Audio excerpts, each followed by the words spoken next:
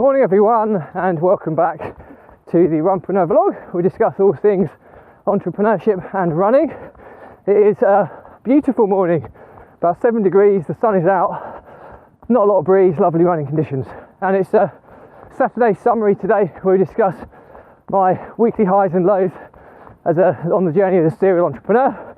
So as always, if you like this episode, please give it a like and a subscribe, and let's get started.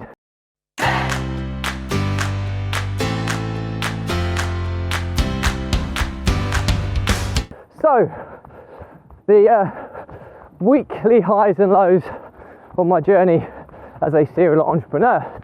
It's been a pretty good week this week, to be fair, which is always nice to say. As always, I'll go through each business in order and give you what's kind of been happening, the highs and the lows, so you can kind of understand what's going on. So we'll start with Property Empire Investments, which is my deal sourcing business, and had a good week this week. We had 16 grand worth of sales come in, which is 3 deals, which is always nice. Our target is 2 a week, so to overachieve is always a bonus, and we had that all in one day randomly, and we've got another 3 deals we're selling at the moment, and there's quite a lot of interest in them, so we expect those to go at some point early next week, which is really cool. A lot of work's been going on to the actual systems and automation and processing side. At the back end, the sourcing and sales side is working nicely now, as our investor list seems to grow every day with people registering their interest, and the automated email marketing that goes out seems to be having the desired effect, with the inquiries coming in with interested parties about our deals, which is super cool. So the next focus on that business is going to be on the project management side. The project management side of the business is going well, but it's we just need to get the automation, a bit more centralised organisation to that side of the business, because it's so sporadic when it's out and about with contractors, quotes, all sorts of things everywhere. We just need to really look at the processing systems to bring it in and centralise that whole side of the business. But overall, really big positive in Property Empire Investments. A 16 grand day, it's our joint best. I think we've had another 16 grand day back in maybe October, November last year, so it's always good to get record highs. So the next business is Property Empire Builder, which is the property education business, and our 2 Squared Academy has been doing really well. We've still got, I think, somewhere in the region of 130 active subscribers. We're still getting, on average, maybe just under 1 new customer a day through our marketing efforts, which is amazing. But obviously the key is getting the retention up, and on the basis we had 175 at one point, and we're kind of now down to 125. Had quite a big drop off, but we keep plugging people in as people are dropping off, and you know, we're collecting the payments for the first month, but it's looking like we'll end up somewhere in the region between 5 and 6k coming into that business on a recurring basis by the end of this month, so the end of February that is. So that will be really, really cool, which will be great, and it's a really good platform to build on as we start launching up. We've had a little bit of an issue with the course delivery in terms of, I think we're trying to cover a little bit too much too quickly, and there's been a little bit of confusion with some of the clients, so we're also spending a bit of time on revamping the actual course delivery and the structure of it, and trying to make it a more road-mapped basis so people can actually see where they are, where they're going. Obviously our goal is for our clients to replace their income with property income within 12 months, so we want them to kind of have a clear roadmap so they can see where they're up to, and that's what we're working on at the moment.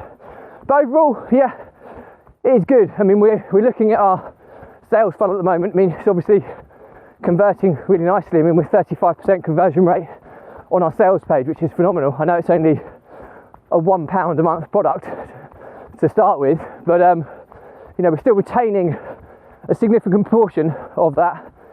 Guys, there's a car coming, so get over to the side. Come over to this bit, guys. Sorry, the joys of running with your children when we've got people coming. So that's fine. There should be. We just wait for my other kids. I love that, the logic of children. If you can see behind me, one of them goes one side, one of them goes the other. really clever.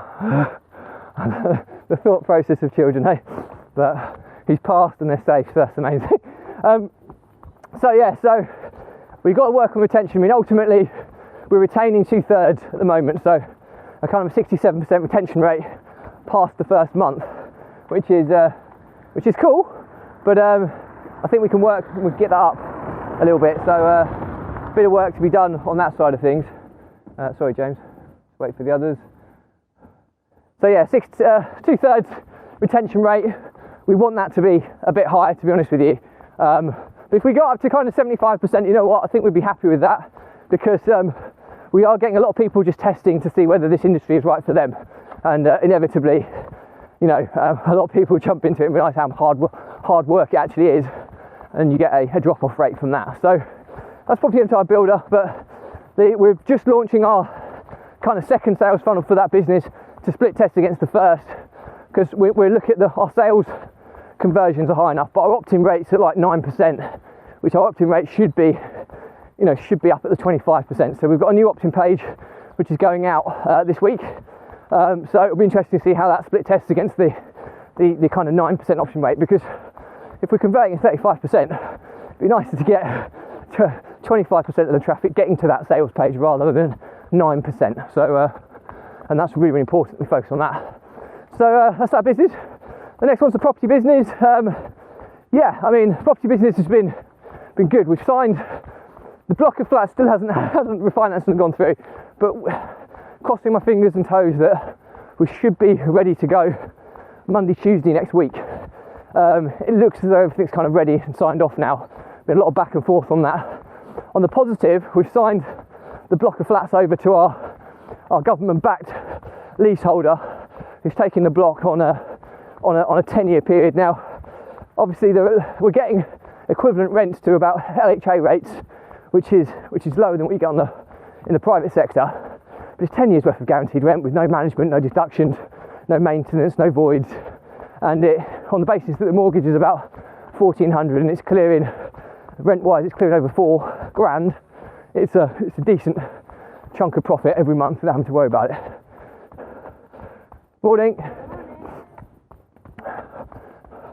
So that's really positive to get that over, but we just need to get the refinance sorted now, and then we can kind of let that kind of sit and run while we focus on other areas of the portfolio. So the Serco lease signing is massively important, big positive, but the refinance still not quite getting there is a slight downer, but hopefully it's just a matter of time rather than any more issues that we have to kind of tackle. But I'm crossing my fingers and toes.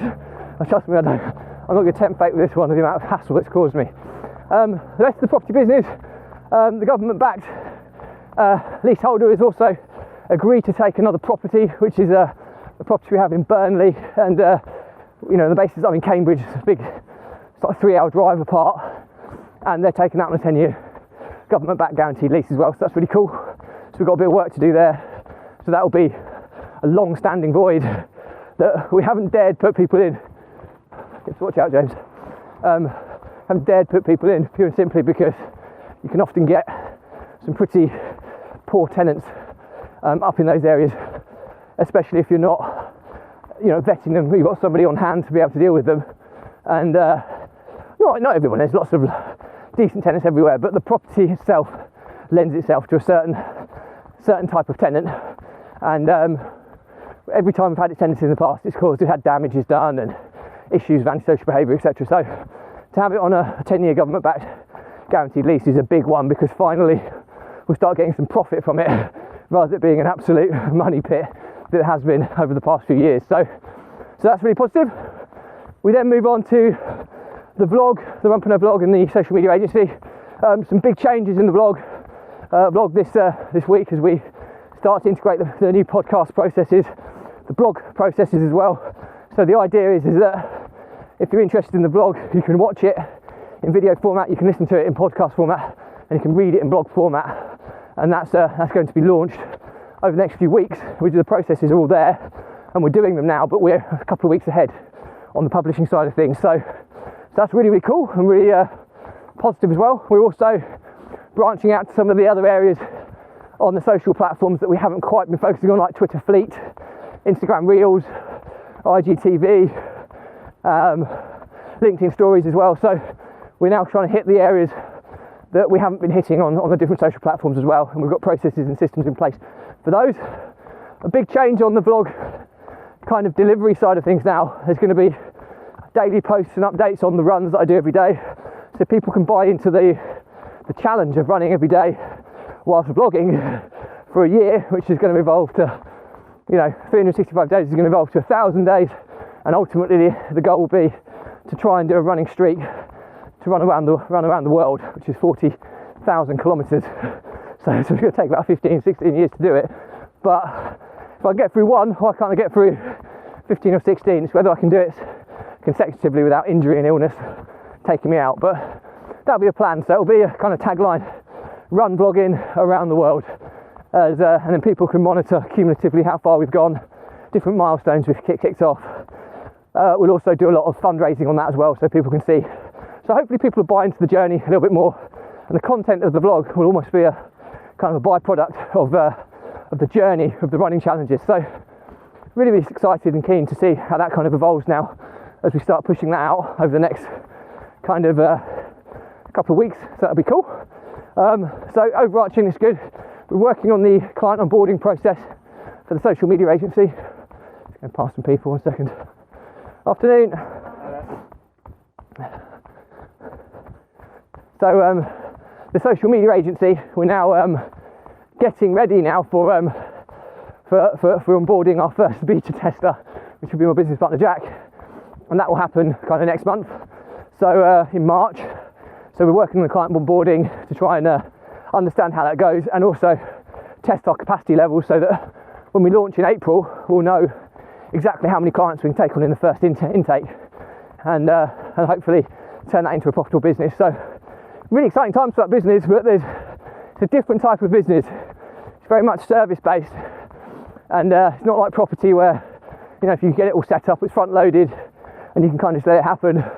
Service based businesses, we have to deliver every day for our clients, so we need to make sure the team are prepared, we have enough coverage if people are sick or aren't available. So there's lots of kind of conundrums that need to be solved in that year, but hopefully our beta testing process will deal with that. So that's really cool. The property empire, construction and maintenance and furniture supply side of the business is making profit, which is great. So we've had some profit on the last couple of jobs, which is really cool, and we're just driving efficiencies as I spend more time working on that side of things. Hang on a sec, kids have stopped a minute, let me just see.